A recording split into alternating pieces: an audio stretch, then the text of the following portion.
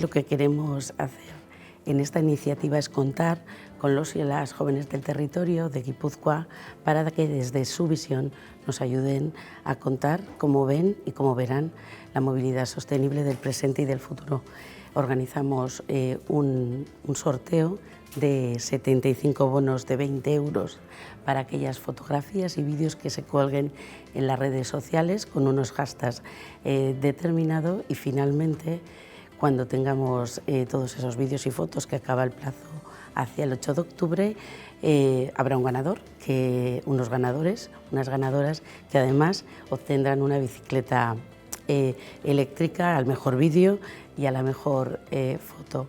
Después vendrá la parte de colaboración con lo que es una de las entidades significativas de talento y de aprendizaje de Guipúzcoa, que es Mondragon Unibertsitatea.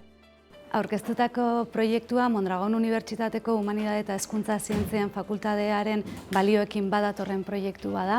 Sormena lantzen da proiektuan eta baita be, mugikortasun jasangarriaren begiradatik lanketa egingo daue ikasleek.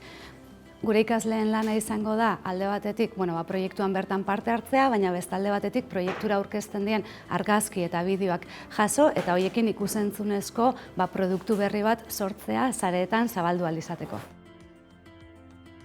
Lo que harán con esas fotos y esos vídeos es elaborar un piloto de campaña de comunicación y publicidad para la Diputación Foral de Guipúzcoa, para nuestro departamento y para MUGI, que consiga ver cómo nuestro presente y nuestro futuro ven la movilidad sostenible. Nada mejor que ellos y ellas, porque son de los que más utilizan el transporte público en el Estado y en Europa.